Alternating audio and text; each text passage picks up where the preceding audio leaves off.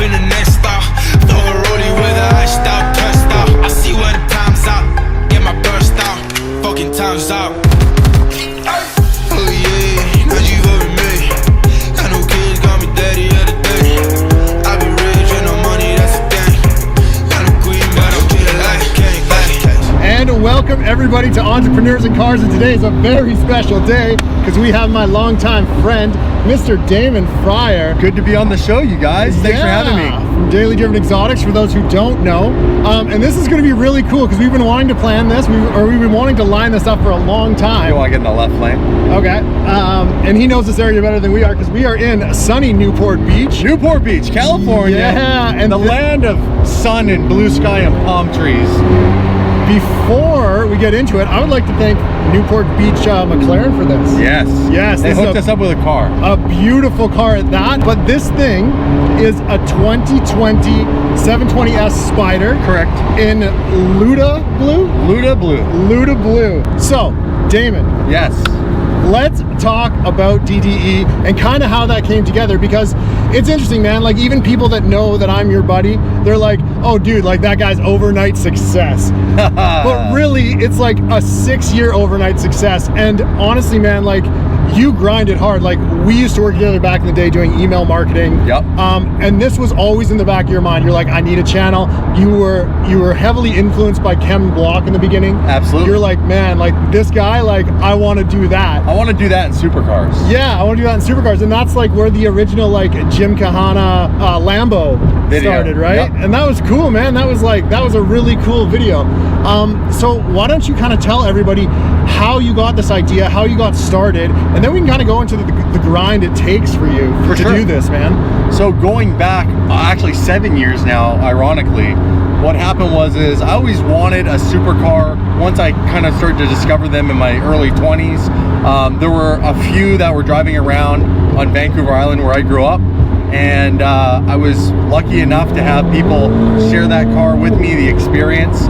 And so I just got a little taste of it. I always love cars. Yeah. And so it was when you're into something, any type of hobby, you're always looking to up your game. Doesn't matter what it is. And so I was like, what is the highest level of cars? And it was exotic cars. Yeah. So I was like, I want that.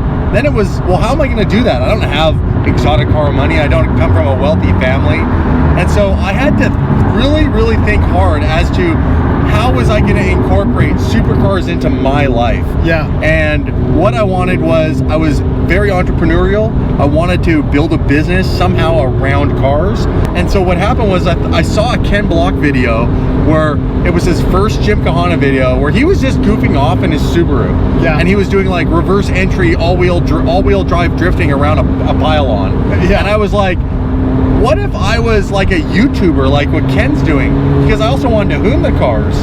And I was like, okay, if I stunt the cars in my own videos and create a business around that, then that would make sense, because the car would be needed to do that in the video, and the video would produce revenue. You see where I'm going? Yeah. So I had a business plan written up, and we presented that to them, and they said, sure, try that. Yeah. And they gave me the typical like 5-year window to make it work and start making money. Yeah. And in the beginning it was really tough because I thought, well, I would just drive and I would just hire people to, you know, do the filming, and that was really expensive. Yeah. It was a hobby. Yeah. DD was a hobby for me. I was trying to figure it out. I was trying to figure out how to make it work, how to make financial sense. Yeah. I was still doing my day job career thing, which was my, you know, email marketing and then Facebook marketing. But then eventually I just went full time when I discovered vlogging. That's a good term. Yeah. To identify with an individual filming their experience, talking to the camera themselves. You don't need a camera team. Vlogging is very traditionally you holding a camera and a mic and talking to it, like what we're doing here. 100%. And so I decided to, let's hit this. Oh! 720 so fast. 55. Yeah, we're doing 55. So that was it. That was the beginning of what really spawned the success scale. If you were to look at like DD going up significantly, it was when I made the decision to start vlogging on a daily basis because it was affordable. I could be consistent with it. It was all within my control. Yeah.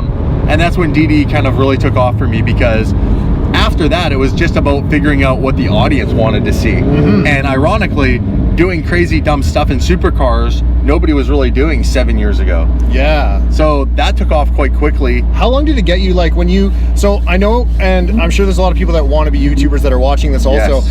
How, like, so the build up to get subs, like in the beginning, it's super slow, right? It's very slow. How long did it take you before you started to see like traction? Like 5 years. Wow, that's crazy. And then it just compounded and yeah, grew it faster. compounds. So if you're paying attention to some basic analytics on YouTube or any platform, Instagram or any social platform that you're trying to build, if you look at the rate at which people come on and subscribe or follow after a certain type of content, it gives you a good measuring stick as to, was that more or less successful than the other types of content you did? And so what you do is you see a pattern and you start to hone in and focus in on creating more of the thing that did better. And so you keep doing that, and then you eventually find your, what I would call your style. So like DD's known for doing donuts and hooning and like having a crew and going out and doing adventures and road trips. That really worked for us. And also really talking amongst a group of friends, you know what I mean? Finding kind of like our vlog we call it the vlog tourage. So it's like, which I'm trying to get in on here. You're in it, man. I'm in it. We're tight. So I like it. That's it. I mean, it's all about, you have to have some self-awareness as to what's working. And the rest just comes down to trying. Like most people take no action and just plan and are too scared to go and actually do something. GT3 RS. Oh, I love it. You'll hear this thing take off. So good. So you just need some self-awareness to start and go and pay attention to what's working and keep doing more of that.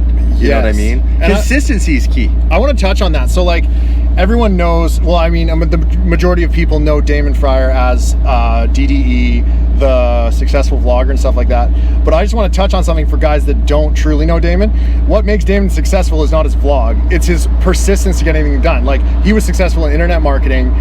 You've been successful, even like you worked at the Brick, man, and you were successful at that. And I'm not saying this in like an insulting way, but Damon's like not the, like, he's not the genius. He's not a fucking tech genius or anything. And like I've worked with him for a long time, so I know this. But he is persistent, resilient, and he will do whatever it takes to get shit done. Whatever it takes. I know you start to learn what you're good at and what you're not good at. And the true key to being an entrepreneur is focus on what you're good at and find other people who are good at the things you're not good at to fill those gaps. And don't try to focus on being better at something that you're not good at. Keep doing the thing you're good at, because you'll do more of something you enjoy doing. Persistence is key, no matter what it is you do. 100%. I mean, you're gonna get so much like failure thrown in your face, but you have to learn to understand that failure is not a bad thing. It's actually a stepping stone to success. I have had so many failures, and I smile and I look at them and I look back at them and I think, what a great time that I was going through the process of learning what worked, what didn't work, what worked, what didn't work. And you start building this little toolbox of all these little things that did work out. And that's when people are like, man, you're really good at this, or you're really good at that. It's like, well, yeah, because I sucked at it really bad for a long time. What would you tell someone who is like trying to get into vlogging? I know you've kind of touched on this before, but I feel like it's really important to truly listen to what you say, because you've done this, like, you know all the steps. So what would you tell someone that wanted to do this? Don't overthink it, just start. You don't need the fancy camera. If you have a phone, which almost everyone does, film off your phone. My very first vlog on DDE was filmed on an iPhone. Was edited on iMovie off the same phone. People see me now and I have the big Sony camera and whatever, right? That's not how I started. Just start talking to the camera. It's gonna feel awkward, it's gonna feel weird. You're gonna wanna say something, it won't come out right, you'll feel flustered, you'll be frustrated. You have to go through all that. And I actually still go through that to this very day. But you go through all that in the beginning to learn the process. And you really just need to start trying to put out content on whatever platform you want to do and see how it's received. and dial it in from there. Most people overthink it and never take any action, and that's their number one downfall. And when you put it like that, it's simple. But when it actually comes to like delivering and getting shit done, man, it's a challenge. It's very challenging. And I know how hard you work, man. There's days where like I know that you're grinding like 10 to 12 hours, and I meet up with you and you're just like, dude, I haven't eaten since like 9 a.m. Yep. It's like 10 p.m. at night. I'm starving. Yep. Let's go get some food. Yep. And then I'm going to bed because I'm just like done. Yeah. What do you want to say to people that don't really know what it takes to do what you do? Because I feel like everyone's like, oh, overnight success, it was easy. But I feel like this is a deliverability of you just say like, this is truly how hard I work at it. So you have to understand that you're going to need to give up and sacrifice something as far as time goes to start your business. Yeah. A lot of people don't want to do that. That's another reason why people fail to start, is because they're like, oh, well, I just don't want to give up watching that episode of Lost or Friends or whatever TV show you watch, or you know, whatever. Or I don't want to give up going to the gym, or I don't want to give up, you know, hanging out with my girlfriend or boyfriend. Yeah. The reality is like, you're gonna have to. Yeah. Like, I love my wife, I love my kids, and yet I make sacrifices for the greater good of like a lifestyle that I can provide for them if I just go and give up a couple of days. So for example, like, I've been gone for the last 6 days from my family at home, and I want to stay here and keep working, but I don't want to miss them, so I'm gonna fly them down here so we can spend some time together. It must be hard being away from your family that long, especially like Presley's like just growing up, like she's super fun to be around. She's tons of fun. Yeah. But that's a sacrifice I make, because without that, I don't know any other way to accomplish or be putting myself in alignment with the opportunities that have come along. Yeah. So I've sacrificed certain things in my personal life or my fitness to be in the right place at the right time. Does that make sense? Yeah, I agree. And I can tell you guys, when you do that, opportunities have come along. Yeah. Like I always say, there's a game of hurry up and wait.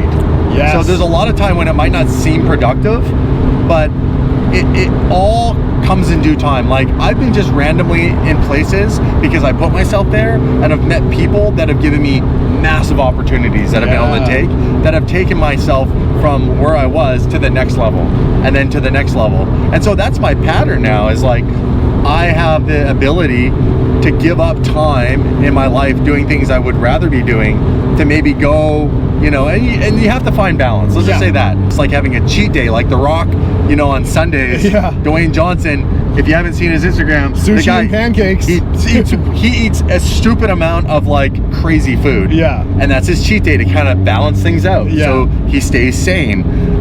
That's the same thing with this. You can make sacrifices, but don't go too far over the deep end. No, or else you'll look like me. But that's it. You gotta be you're good. You gotta commit, first of all. You gotta take action, and you have to make sacrifices. And you know, you hear there's no secret recipe to it, but you do these things and put yourself in these positions. Trust me, good things will come. Yeah. And it takes time, man. That's it. Yeah, dude. Have some fucking patience. Oh, dude. Nobody's got any patience anymore. So let's talk about, like, they don't. Everyone wants instant gratification. There's no such thing, man. As soon as I realized that I had to work 10 times harder than I was, instant, like, not instant success, but my life changed dramatically in every sense. And stop caring what everyone thinks about. Like, you don't need the bling bling right away. Dude. You got to start assessing, what do you really like because you like it, not because you think other people like it and that's going to make them like you. And if anyone's going to talk shit to you, they're just insecure assholes, and they're just sad that they don't have the bling bling either. Absolutely. It's so funny, man. Like, you got to remember, the 1% are still the 1% this day. Yeah. It might seem like everyone's doing so good, but most people are lying. It's a front.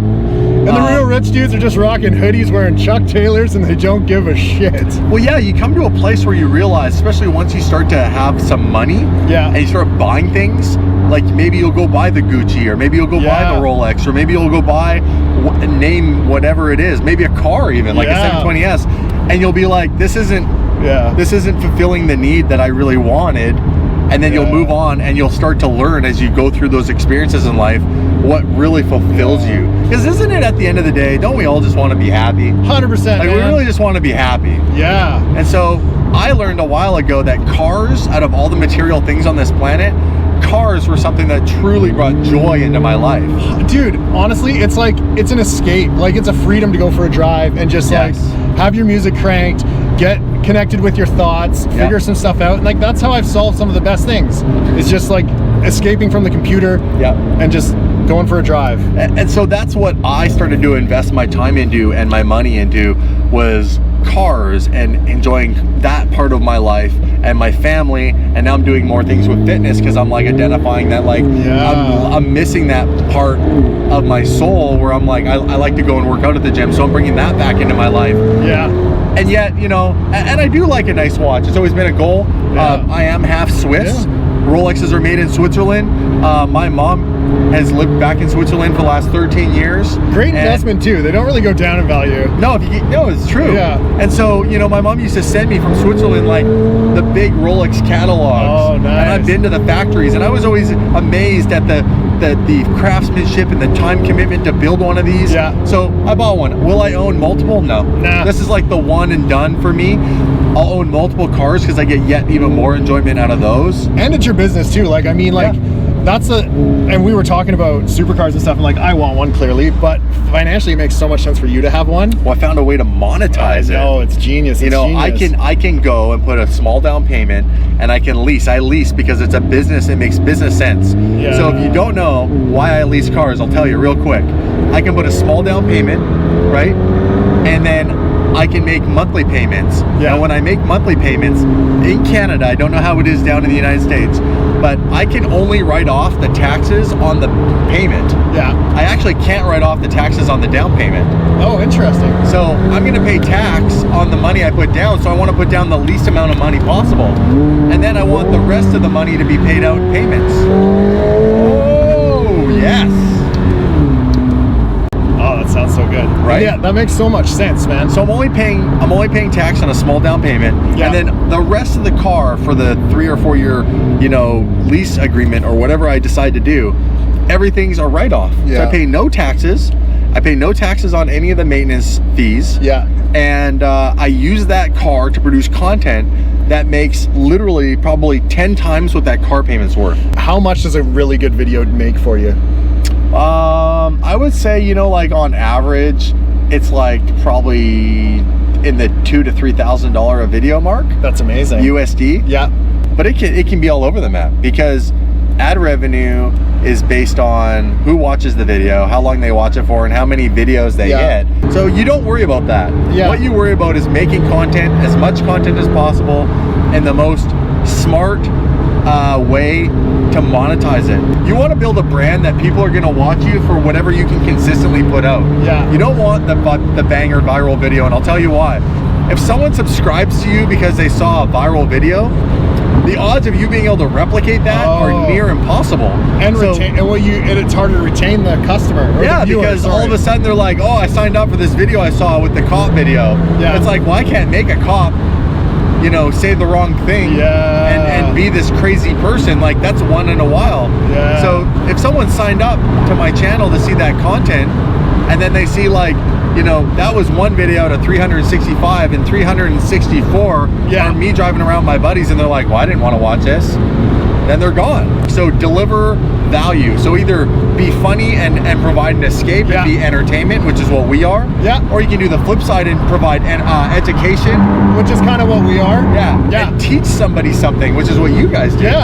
So there isn't a whole lot of entertainment value to this video, but you guys are watching because I've probably said a bunch of things you didn't know about YouTube. So I'll give you another little golden nugget. YouTube videos, if they are under 10 minutes long, you can only put one ad at the very beginning. Oh, really? I didn't even know you could monetize them at all. If you make a 10-minute video on YouTube, you can actually, once you've qualified, insert multiple ads into your video. So now you can put what's called mid-roll ads. So if you have a 10-minute video and you don't saturate it with ads, you're smart. Let's say you put one at the beginning, you put one at the 5-minute mark, you put one at the 10-minute mark. You've likely gonna at least grow your ad revenue you were earning previous to that by 50%. Oh, crazy. Which is huge. Yeah, that's a lot of money. So that's a great return. So so if you were making videos anyhow, and you're like, I make my videos 8 minutes long, it wouldn't be hard to stretch it out to 10 minutes put 2 mid-rolls in, and all of a sudden, let's say you were making $1,000, now you could be making $3,000 a video. Yeah. Now you're going from $30,000 a month to $90,000 a month. That is significant, and that gives you more money to reinvest into your business to do more. Yeah. And that's how it grows. Yeah. That's how I grew.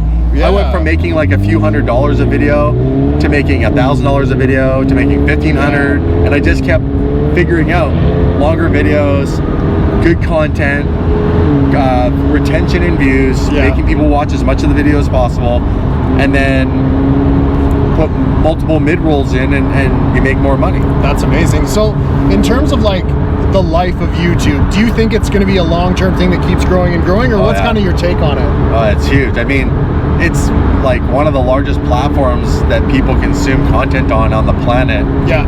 I see nothing that's competing with it. Yeah. So I think it's going to be around for a long time, and I think what you'll see on it is you'll see it keep evolving. Yeah. As they do, both from the company standpoint, YouTube and Google itself, and the creator, because everyone's pushing each other to the next level. Yeah, that's true. So it's just going to get crazier. I'm always like, what's the next thing that I can do that's going to blow everybody away? Because that was actually like my next question. Like, what is the future of DDE? Future of DDE is really going to be doing larger scale production videos of the tire slaying fun craziness that is what we like to do. Yeah. So like, probably not on Ken Block's level, because he has a massive budget. How much do you think those videos cost? They cost millions of dollars. Oh, dude, that's crazy. They're Hollywood production. Just the cars he builds for the videos are $1 million cars. Crazy. His Hoonicorn Mustang is like $1 million build. His Hoona truck is over $1 million build. Yeah. And they took a year to 2 years to build in secrecy for a video. So they have, well, again, long-term thinking. They have a 1 and a 2 year plan just to build a car to shoot a video. Dude, so that's amazing. That's where I want to go. There's inspiration from them and many other people to go, okay, what is DD doing? Yeah. What works, and what do people really want to see more of? Well, people want to see more of supercars being driven to the edge. Yeah. So I'm going to bring that to people on DD, and I'm going to do it at a higher production level where we're actually going to go and get locations scouted out, make applications to the city that those locations are in, apply for permits to film, get a film crew, get a budget, which we have certain sponsors that are helping us with, and we're going to spend like probably like $100,000 filming one video for YouTube. That's exciting. It's exciting and scary at the same time. So we're building supercars right now to accomplish that goal. So we're going to have like wild... the F12 maybe? Yeah, the F12 is actually one of those cars. Yes. So we're going to build it to be that car that people are like, I can't believe that car is doing that in that environment. Yeah. And that's it. Yeah. And you have to build them to do that, because an F12 will only do so much. Yeah. And it's from Ferrari factory format, because it wasn't intended to go sideways and do burnouts. Yeah, it's a GT car. It's a GT car. So I'm going to make it do things it really shouldn't be doing. We're going to make it do naughty things. Dude, I'm so excited. And you've kind of showed me like your vision for that. And like, I'm sad because you're cutting up a beautiful car, but like, we're going to hack the shit out of it. Yeah, it's going to be amazing, man. Like, I'm super stoked. Yeah. Well, man, like, we're back at McLaren Newport, and thanks again, guys, for lending me this car. It's absolutely beautiful, and it's a beautiful California day. It's beautiful. And man, thanks for being on here. My pleasure. Dude, we got to do it again. We got to do some more vlog truck shit, because it's fun, man. Like, it's so much fun. So the recap for you guys, if that seemed like a whole lot of information, here are the nuggets.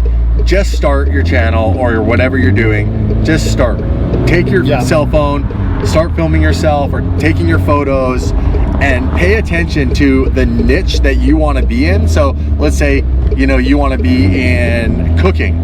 Yeah. Go and look at the top cooking channels or cooking Instagram accounts, and don't mimic them, but definitely look to them for inspiration and their consistency at what they're doing, because that is what you'll need to find. Yeah. And if I look nervous, I'm parking parallel parking a McLaren that's not my own. You're good. Yeah.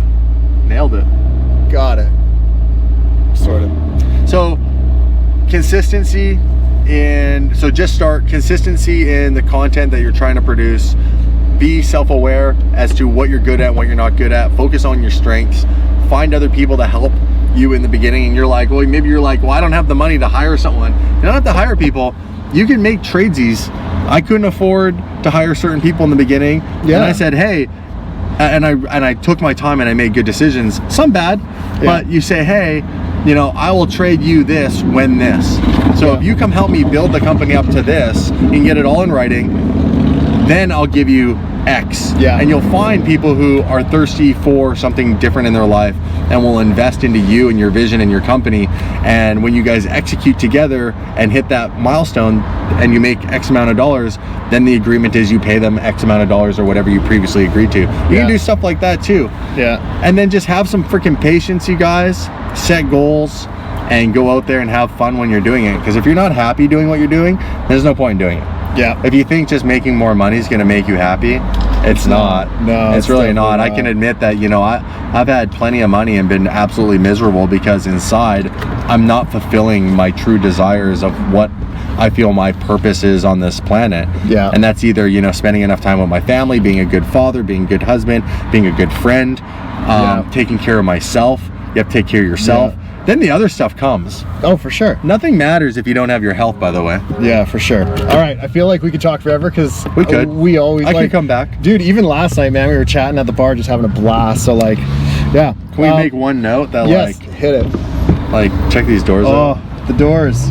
These doors are sick. I love these doors. I love this car, man. It's such a great car. We have one McLaren in the fleet, and it's Dave's. So he always rubs that the fact that the doors go up. McLaren's got a deal right now, $1,500 down. Yeah, down here, and $3,500 a month for almost any car, right? Yes, dude, that's amazing. It's I don't even know how they're doing it. Damon's like, I'm not gonna give away secrets, but he's in there trying to work a deal. Trying to work a deal. I need a 720S Spider on the channel. All right, guys, we'll see you on the next one. Thanks again for watching. Make sure you subscribe, like this video, comment if you have any like specific questions for Damon, because we'll be back. We'll do this again. Absolutely. Later. Peace.